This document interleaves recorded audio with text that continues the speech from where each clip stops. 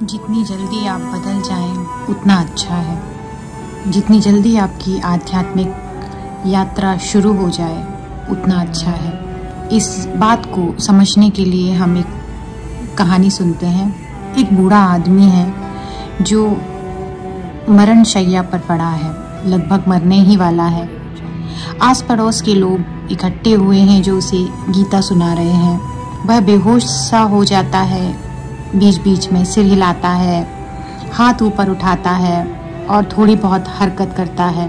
उसके पास में कुछ आसपास की स्त्रियां भी बैठी हुई हैं। कोई कहती है कि देखो काका हाथ ऊपर उठा रहे हैं, शायद भगवान की तरफ इशारा कर रहे हैं।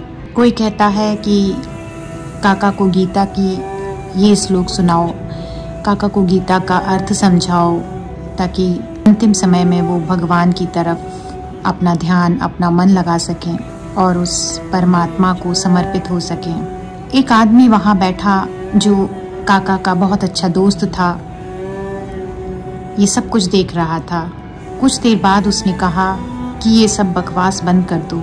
मैं जानता हूँ काका को कि वो ऊपर हाथ क्यों उठा रहे हैं। औरतों ने कहा कि अंतिम समय में गीता का पाठ सुनकर शायद वो भगवान को पुकार रहे हैं, भगवान की प्रार्थना कर रहे हैं। तो काका के उस दोस्त ने कहा कि असल बात मैं जानता हूँ। उस आदमी ने उठकर काका की जेब से बीड़ी निकाली और काका के मुंह में लगा दी और काका मरते वक्त भी बीड़ी पीने लगे।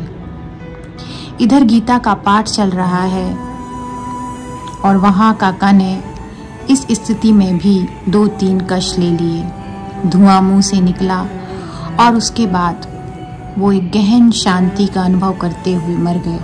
जिंदगी भर जो उनकी लत रही, वही लत उन्हें अंतिम समय में भी घेरी रही।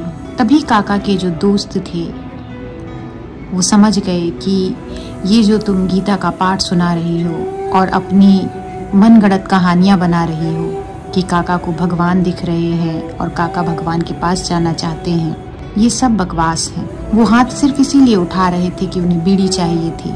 मुझे अच्छे से मालूम है कि बिना बीड़ी पिए वो नहीं मरेंगे। और ऐसा ही हुआ। जब उन्होंने 2-3 कश लगा लिए, उसके बाद उन्होंने अंतिम सांस ली और वे शांति से मर गए। यही हाल है इंसान का।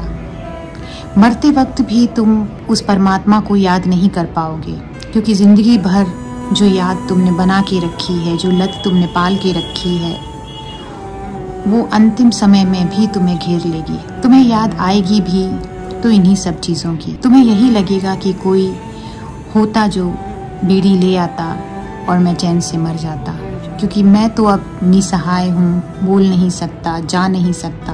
भले ही आसपास गीता चल रही है, भले ही बड़े बड़े श्लोक गाए जा रहे हैं, भले ही लोग गंगा जल आपके मुंह में डाल रहे हैं, भले ही धार्मिक स्त्रियाँ इकट्ठी होकर आपको समझा रही हैं और वो सोच रही हैं कि शायद काका आखिरी अवस्था में, किसी सिद्धावस्था में पहुंच गए हैं, पर ऐसा नहीं है।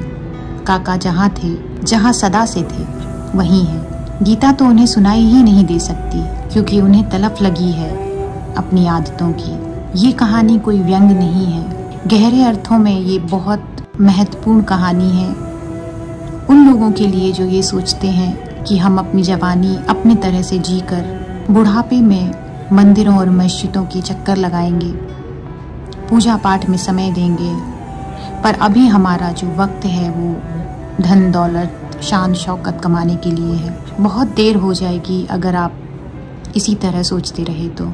जितनी जल्दी हो सके उतनी जल्दी अपने आप को उस परमात्मा के सुपुर्द कर दीजिए।